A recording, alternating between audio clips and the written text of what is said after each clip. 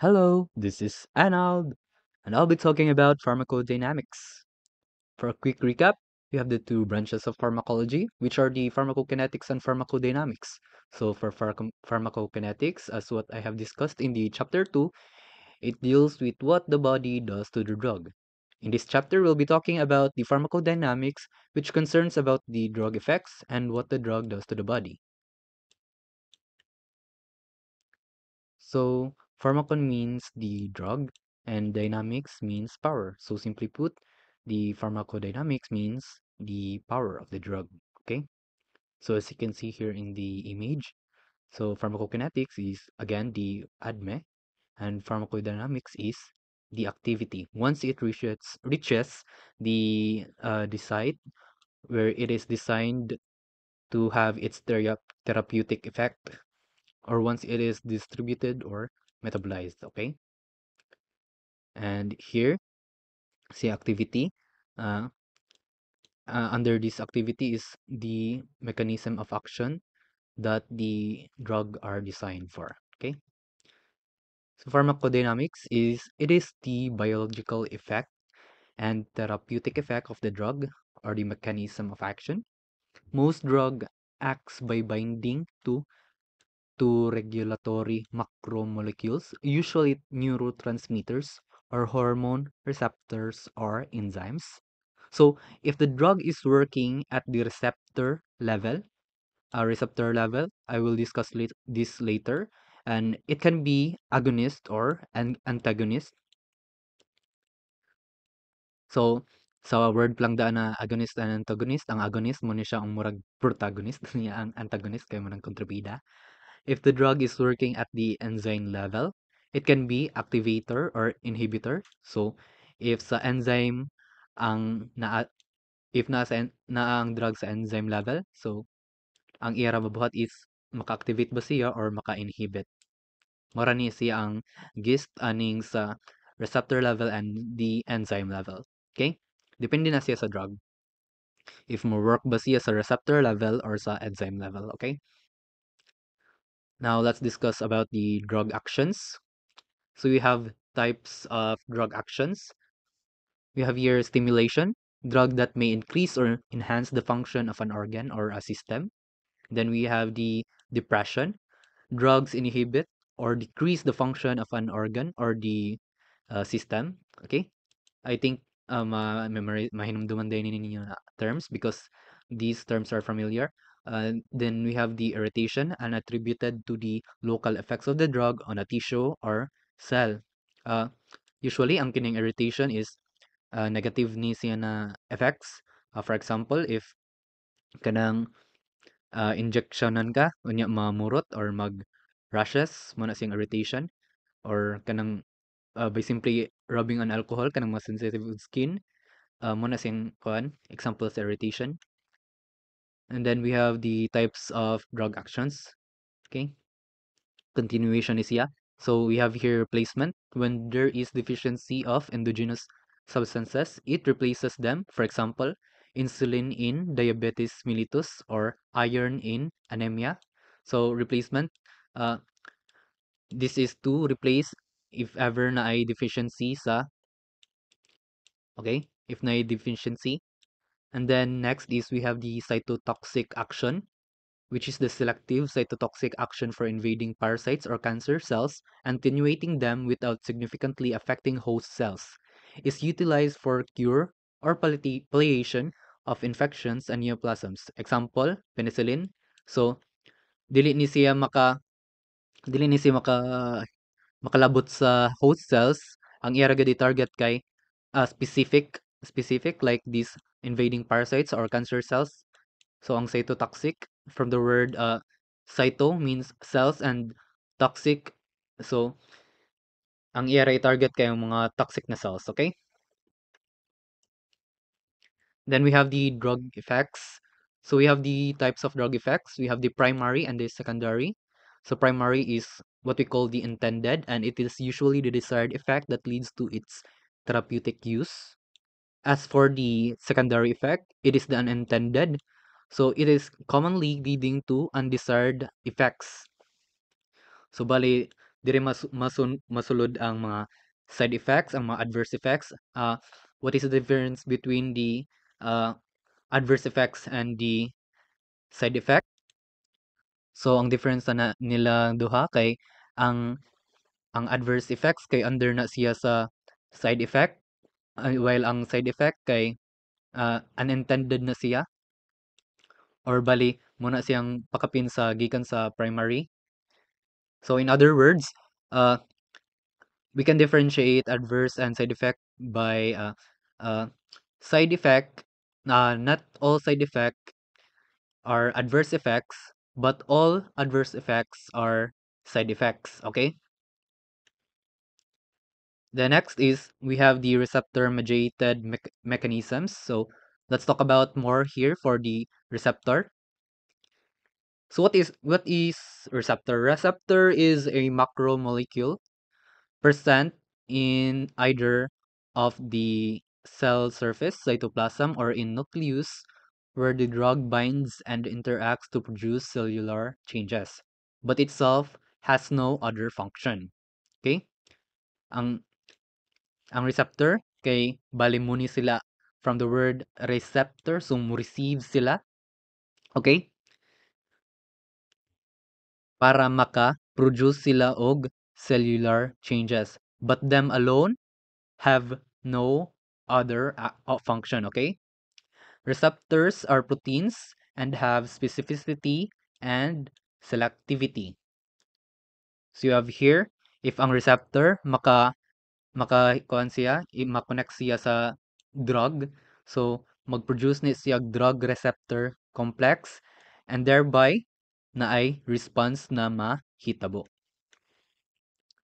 So the following terms are used in describing the drug receptor interaction. We have the affinity, the ability of the drug to get bound to the receptor. So ang ang drug kay naa siya'y high affinity, meaning to say lindot siya or mas ma-attract siya sa receptor. So naa siya'y high chance na makabind sa receptor. Okay? Ability of the drug to get bound to the receptor. So naa siya'y capability na mabind ato sa receptor para maka drug receptor complex sila. And then next is intrinsic activity. It is the ability of the drug to produce pharmacological action after combining with the receptor. Bali, mo ni siya ang efficacy na mahitabo sa if ang drug o ang receptor kay mag-combine na. Bali, kung unsa ka kuan kagrabe ang mahimo na response nila. And then we have the ligand. It is any molecule which attaches selectively to particular receptors or sites. So, a ligand can be agonist or antagonist. Okay, makadiscuss natin ang agonist or antagonist. So, what are the difference? So, sa agonist, these are the substance that activates or provokes the receptor for biological action. So, there are different kinds of agonists. We have the full agonists, the partial agonists, the inverse agonists. As for the antagonist naman, we have the substance that binds to the receptor. However, binding stops the desired response from the receptor, meaning iya ay hunong ang response. If ang agonist kay iya na siya ipa-activate, ang antagonist muna siya ang magpa-shutdown. It is also the high affinity without intrinsic activity. So wala ni intrinsic activity ang antagonist. Nga nang wala may intrinsic activity, kay wala siya mabuhat nga response because it stops the desired response. If wala desired response, so mahimo siya zero.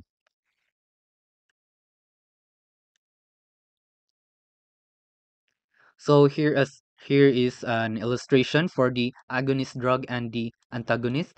So mo ni siyang before drug, so mo ni siyang natural substance, nya mo ni siyang receptor. Nya mo kuan man na siya ang natural substance nga mo fit in sa receptor muna normal cellular activity. Ang kining agonist drug naman mo ni siya ang mo ni kini mo ning drug, this is the drug nya same siyag shape sa kining natural substance, and then once na moadto siya sa receptor site based on selectivity ni siya, okay? Based on selectivity. So once na moadto na siya sa receptor site, there is an enhanced cellular activity. As for the antagonist naman, since ang iya shape kay lahi, so iya na ma-block ang cellular activity. So dili na makasulod ang mga natural substance. Okay?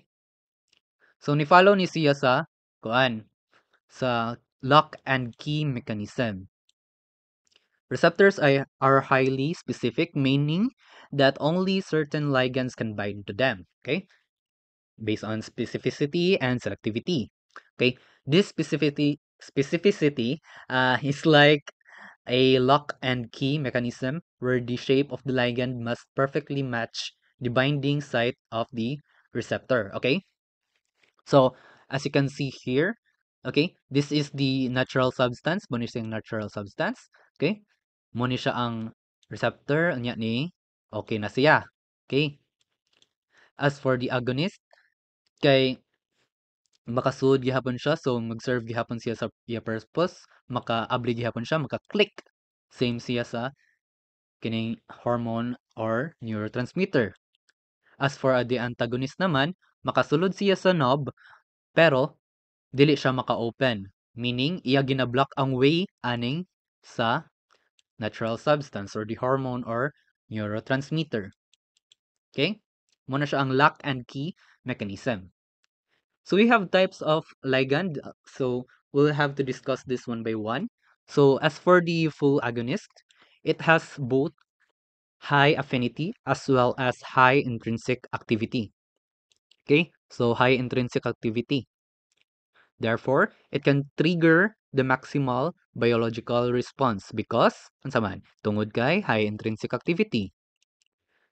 So it is the high affinity plus high intrinsic activity. For example, the morphine and epinephrine. Okay? And the next is the inverse agonist. So from the word inverse, bale. It has fully affinity towards the receptor but produces effect just opposite to that of an antagonist of agonist. So affinity plus intrinsic activity which is equal to 0 to -1. Okay? And then we have the partial agonist, drug that has affinity to the receptor but less. Since partial ra siya, so less ang iya intrinsic activity, less ang response. So affinity plus less intrinsic activities for example, pendolol and buprenorphine. So for the second type of our ligand is our antagonist, drugs that bind receptors but are not capable of producing pharmacological action. They produce receptor blockade and then high affinity without intrinsic activity, meaning zero. For example, naloxone and atropine.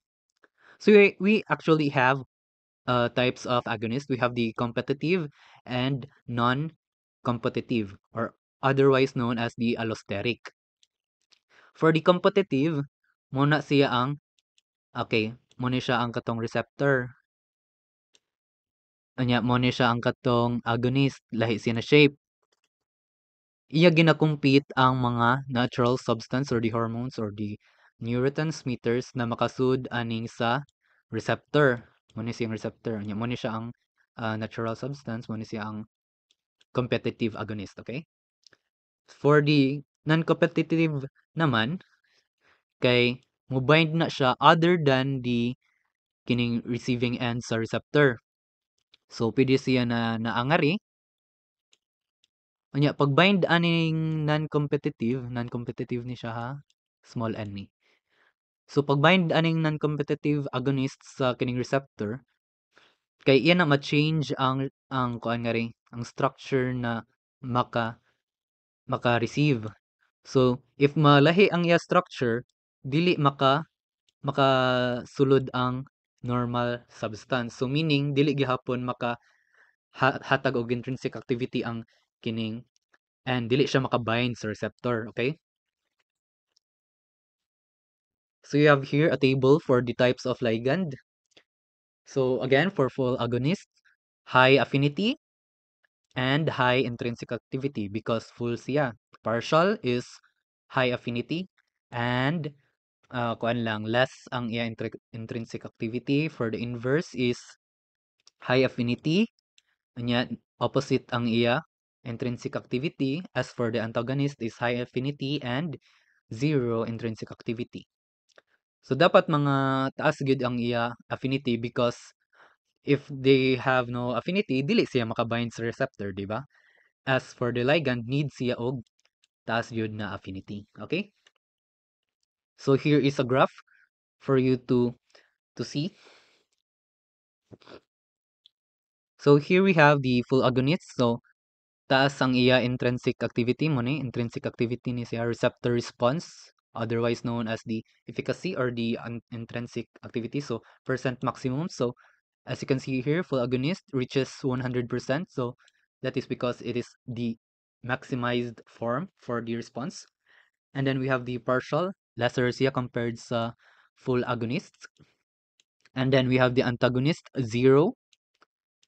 Zero siya. Okay. What do we mean here by the basal activity?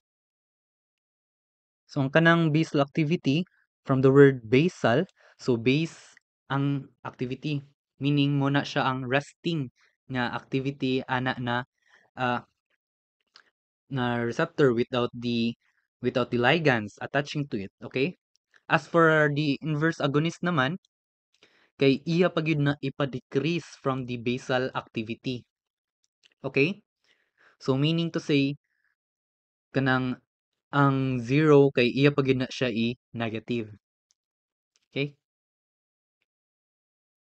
So now let's proceed with the types of receptors.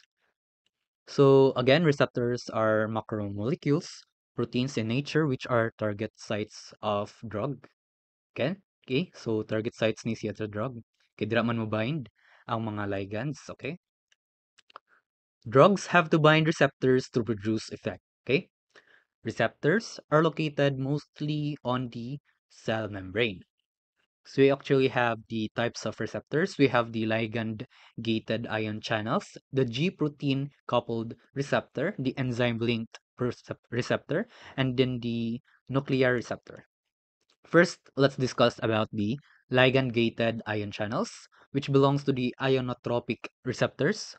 So when a ligand binds, the receptor changes shape, opening or closing the channel and allowing specific ions to pass through. The time scale is only milliseconds. As you can see here, na at a closed channel, monitoring closed channel, and we have here the receptor. So once na naay kuan messenger of the ligand for instance, ma-open na siya ang kining closed channel, so maabli na siya thereby uh, giving access for the ions to pass through. So simple ra kay siya, muna siya ang ligand gated ion channel. Naray mo bind nga messenger, so mo-open na siyang mga mo-open na siya ang channel para makasulod ang ions. So time scale is again milliseconds. Then we have the type 2, the G protein coupled receptors or the metabotropic receptors. So it is the most common type of cell surface receptor, also known as the 7 transmembrane receptors. Okay, nganong gitawag man siya 7 transmembrane receptors because it takes 7 1 2 3 4 5 6 7 7 para mapass through ang ions, okay? Receptors are comprised of a single peptide that has 7 membrane spanning regions. So the time scale is seconds. So let's dig deeper to the G protein. G proteins are enzymes with 3 subunits, the alpha, this is the alpha, the beta, and the gamma. So the resting state is bound to, so your resting state is mobind siya sa GDP, or also known as the guanosine diphosphate, okay? And then neurotransmitter binding to G protein coupled receptor causes the inactivated G protein complex to interact with the receptor, okay? Muna siya ang neurotransmitter, okay? Ni bind daw siya sa kining GPCR or the G protein coupled receptor, muna siya ang receptor, okay? Once na mo-bind na siya, kay iyan ni hatagan og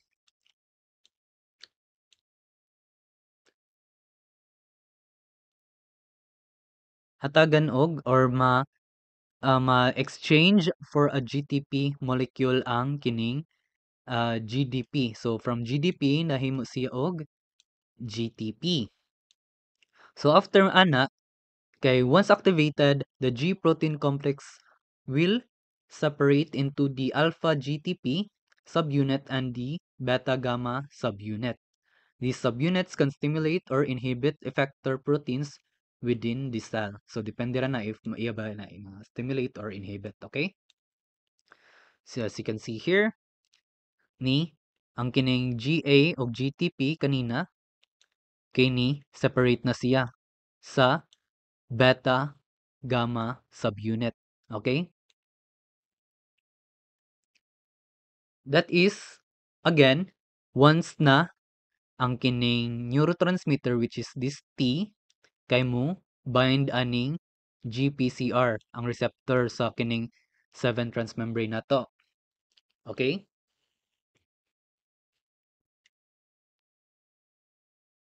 So we have here for the alpha GTP subunit, nani siya'y tulo ka buok. We have the GS alpha subunit. Okay? Muna siya, i-activate ang adenylate cyclase which produces a decrease of cellular effects. So, magkaubos, okay? Tungod kay iya na activate ang adenylyl cyclase, okay?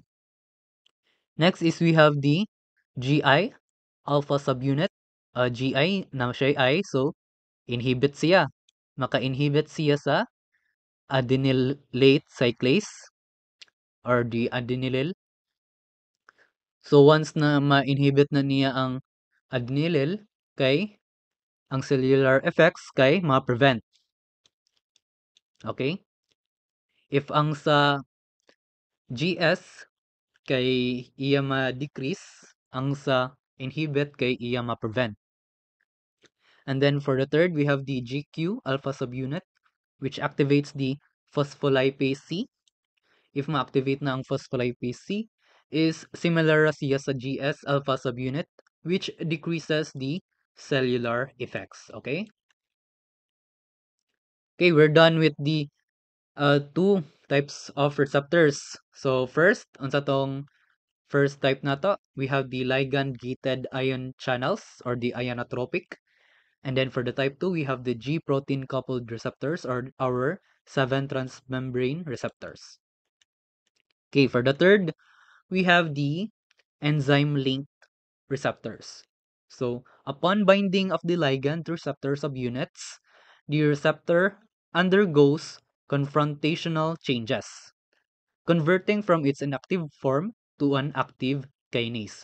So its time scale is 4 hours, and then its examples are insulin, EGF, and cytokine. As you can see in this picture, we have the intracellular active enzyme domain. So basically, ang kining enzyme links receptors is once na naay mo anhin na ligand is mo undergo siya og conformational changes, and once na makuan siya mag-undergo siya ani kay mo activate ni ang kining sa kini na domain. Okay? So you have here another picture para ma-visualize gid nato. So here, inactive pa ni siya, and once na ni ni bind ang ligand sa kining receptors. Ang kining tyrosine kinase domain is ni kuan siya ni gawas ang phosphate kining mga P. So from 6-ATP or adenosine triphosphate kay nahimo na siya diphosphate kay nakuan mo siya phosphate.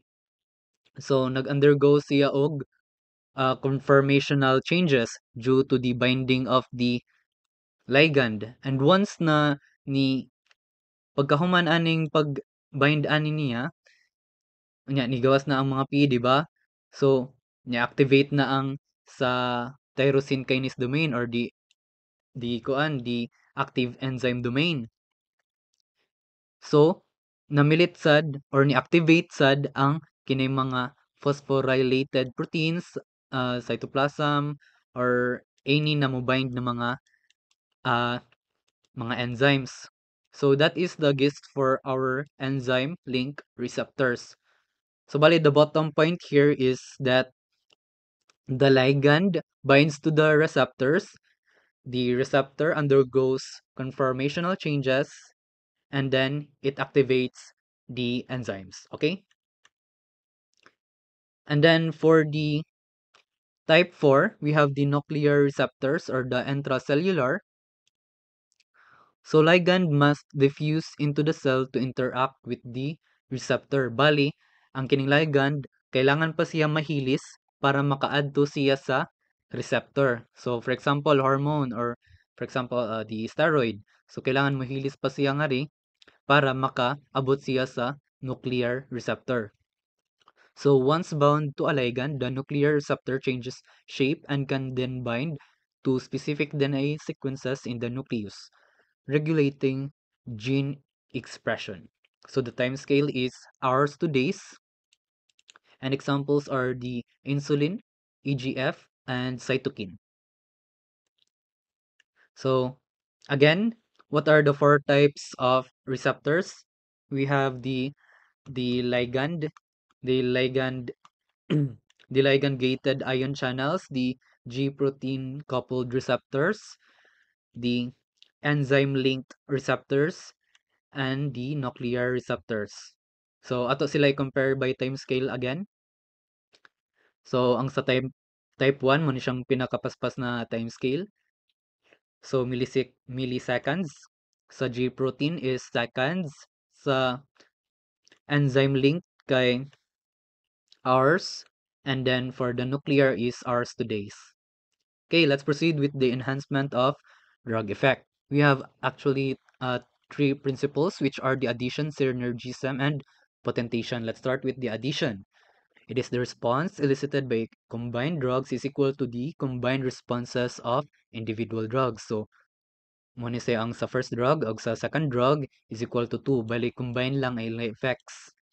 Sa synergism naman, the response elicited by combined drugs is greater than the combined drugs of the combined responses of the individual drugs. So bali, mo ni siyang effect sa drug A, unya mo ni siyang effect sa drug B. Unya ang ila kung i-combine sila duha kay mas greater ang ma-effect. And then we have the potentation. A drug which has no effect of this on the system enhances the effect of the other. So, for example, our drug A here has no effect, and for the drug B na ay 1 lang.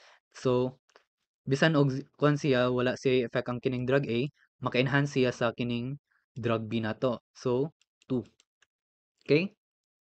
So you have here terms to remember. For our potency, it refers to the concentration or the EC50.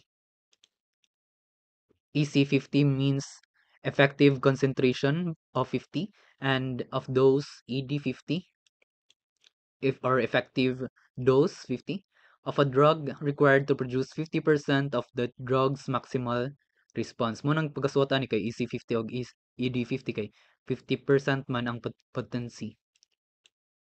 Okay? Again, it refers to the concentration of dose of a drug required to produce 50% of drug's maximal response. Okay? Muna siyang potency. And then we have the efficacy. It is the relationship between receptor occupancy and its ability to initiate a response. So it is agreed that dose response curve indicates maximal efficacy of drug. It is also known as the intrinsic activity, which we have used as a term kanina pa. So let's discuss last for the therapeutic index. So, drug safety therapeutic index. Muna siya. Muning gamit sa therapeutic index for drug safety.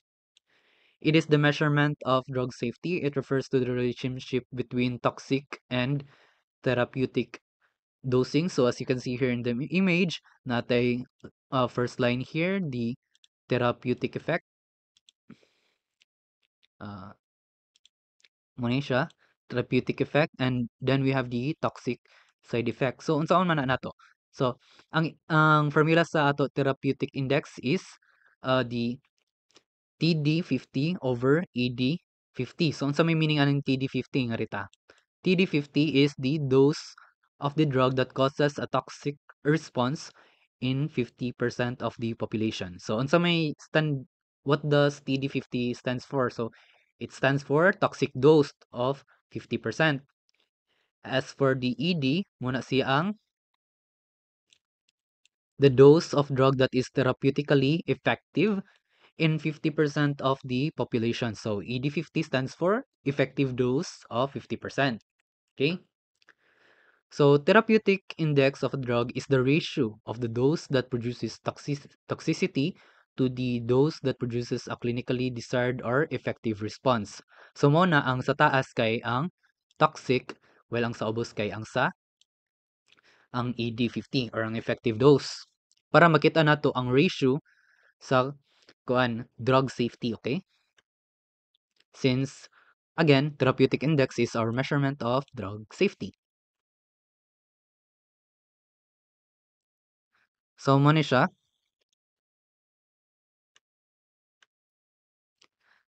Okay, therapeutic drug monitoring. Therapeutic window is the range of drug concentrations in which a drug is effective. So mo ni siya ang therapeutic window. Okay, na-discuss man sa nisiya sa pharmacokinetics, di ba? Katong sa maintenance dose, sa loading dose, o sa katong half-life. So, ang definition adto kay ang sa loading dose kay moderate siya sa peak of effect, unya i-steady siya sa therapeutic window. Whereas ang katong maintenance dose kay gamay-gamay hangtod sa mas steady siya diri sulod sa therapeutic window. Okay?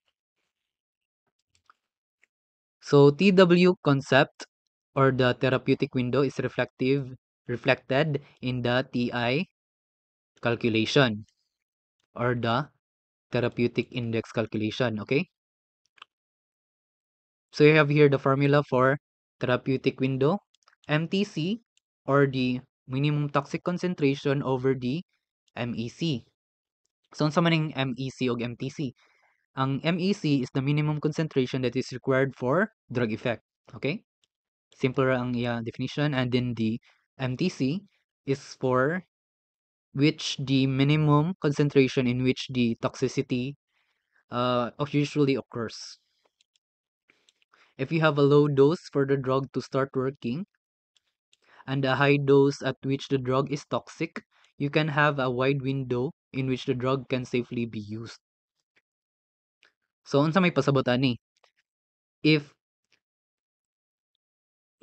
unsa may pasabot ani? So, minimum effective concentration. If gamay ra ang dose para if it only takes small amount of dose para ma-effective na ang drug, unya ang kining sa toxic kay kailangan pa siya high. So meaning ana kay kuan siya, taas siya, wide iya therapeutic window. Let's have an example for this using this formula of therapeutic window. So for example, nagtake og aspirin para sa pain relief. So ang para ma-effective ang katong drug, take for example, ang iyang gina-intake kay aspirin.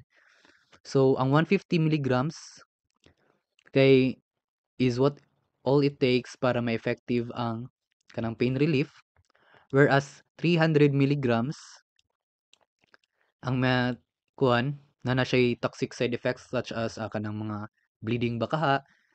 So magamit na ninato ang therapeutic window. So, all we have to do is divide this. So, ang toxic kay kini man anya mo ni siya ang effective. So, 300 divided by 150, so equal to 2 siya.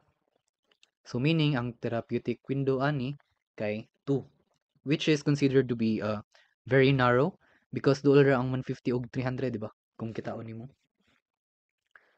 Bali kung maduha ra nimo og dose kay nanadayon siya side effects.